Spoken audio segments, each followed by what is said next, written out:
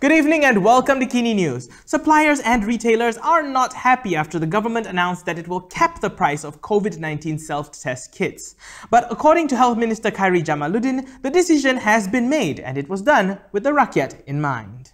Health Minister Khairy Jamaluddin has put his foot down today, saying the government has decided to side with the consumers to impose a ceiling price on COVID-19 self-test kits.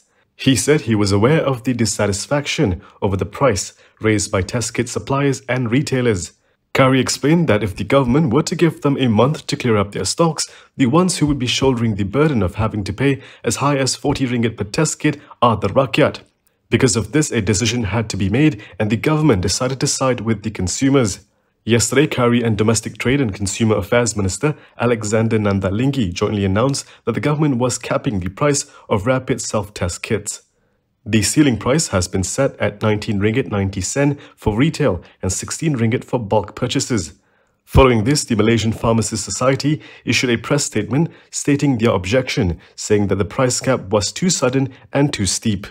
According to the group, community pharmacists had paid between 22 and 32 ringgit per test kit when purchasing from suppliers.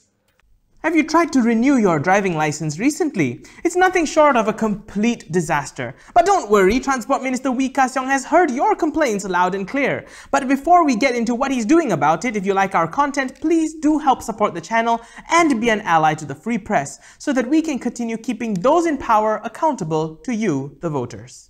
MCA President Siong has returned as Transport Minister, and one of his first moves in office was to order the extension of the deadline for motorists to renew their driving license and road tax until December 31st.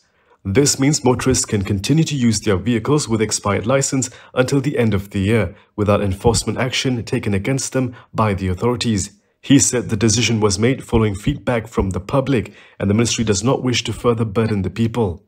Selaras dengan keputusan ini, mana-mana pemilik LKM dan LMM yang telah tamat tempoh sah tidak akan dikenakan tindakan penguatkuasaan dan pematuhan oleh pihak JPJ serta Polis Diraja Malaysia PDRM sehingga 31 Disember 2021. Ini bermakna kenyataan sebelum ini yang dikatakan penguatkuasaan akan bermula pada 1 Oktober tidak akan dilakukan. We also announced that Road Transport Department counters will soon be open for walk-in customers to those who have completed their vaccination. Dulu kita ramai kata, beritahu saya, dia duduk situ 1 minit, dia kata nombor sudah habis. Selama 1 minggu dia tak dapat tekan-tekan. Masa tu saya tak jadi menteri lah. Jadi dia kata tak boleh, tak dapat masuk. Jadi kita faham kesusahan yang dialami oleh rakyat. Jadi mulai 6 hari September, sistem ini akan dimansuhkan dan ini memberi sokongan kepada pelanggan yang ingin yang menerima vaksinasi lengkap untuk berurusan di kaunter JPJ.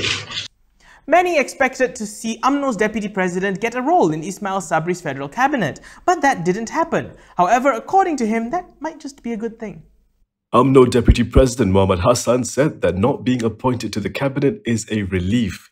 Speaking to Utusan Malaysia, he said it's a good thing not being in the cabinet and it's not easy being a minister during a crisis. He also said he felt relieved not being in the cabinet because the current lineup is impressive. Previously, UMNO Youth has suggested that Muhammad be appointed as Finance Minister under the new government. Prime Minister Ismail Sabri Yaakob had instead retained Tengku Zafrul Abdul Aziz as Finance Minister. Muhammad said the proposal for him to be made a minister was just a suggestion from others. He also said as UMNO's number 2, he would continue supporting the government. Meanwhile, Muhammad also downplayed a viral video in which he implied leaving him out of the cabinet was meant to kill off his political career. He said he was just being casual after being asked casually. Our Minister Khairy Jamaluddin recently announced that no deaths have been caused by vaccines in Malaysia. But if you are still hesitant, here's another study that may just convince you. People who have received 2 vaccine doses are significantly less likely to develop long-term illnesses compared to unvaccinated individuals, even when they become infected with COVID-19. This is according to the authors of the peer-reviewed paper published in the Lancet Infectious Diseases study conducted in the UK. This protection for vaccinated individuals also reduces the risk of becoming infected in the first place. Researchers found that the odds of having symptoms for 28 days or more after post-vaccination infection were approximately halved by having 2 vaccine doses. Researchers based in the UK and the US analysed data collected from the users of a COVID-19 symptom tracking app that is popular in the UK, which encourages users to report daily whether they are experiencing any of the 32 COVID-19 symptoms listed in the app. The app was also used to collect other user-reported data, such as their social demographic information, COVID-19 test results, vaccination status, and health information. They found that in 592 breakthrough infections, where the necessary data is available, only 31 cases reported that their symptoms lasted more than 28 days. This represents a 49% reduction compared to a comparison group of unvaccinated individuals who were selected to match the vaccinated group based on the date of their positive COVID-19 tests, on whether they are healthcare workers, and on their sex, body mass index, and age. Infections in fully vaccinated individuals were more likely to result in no symptoms at all, while those who did experience symptoms experienced fewer of them and are much less likely to require hospitalization. However, the study did not report the nature of the long COVID symptoms. It also did not determine the COVID-19 variant involved in the infections. Good Morning G-Sure is the first plant-based and complete nutrition drink made in Malaysia. It is suitable for those who are lactose intolerant. Research made by local universities found that more than 90% of our Malaysian population are lactose intolerant. Lactose intolerance can cause bloated stomach and diarrhea. Good Morning G-Sure helps to improve the immune system, reduce the risk of illnesses, and helps to improve general well-being and strengthen our bodies. A happy family starts with a healthy family. I'm still active, healthy, and going strong at the age of 52. It has to be Good Morning G-Sure. Businesses have taken a massive hit since the pandemic started, but Malaysia is not quite ready to cut corporate tax at the moment because the country just cannot afford to do so. Malaysia cannot afford a cut in corporate tax unless the country's tax base is broadened and the country maintains a stronger than average growth trajectory. This is according to Finance Minister Tengku Zafrul Abdul Aziz. Malaysia's corporate tax currently sits at 24%. Zafrul explained that this is because corporate income tax represents a big chunk of the federal government's revenue of approximately 32.8%, including petroleum income tax. However, he said, given the global trend is favouring lower corporate tax, Malaysia in the future may need at some point to review the corporate tax structure. The former banker said this in an interview yesterday with Singapore's The Straits Times, entitled Beyond the Pandemic, Malaysia's Way Forward. Malaysia's corporate tax is among the highest within ASEAN.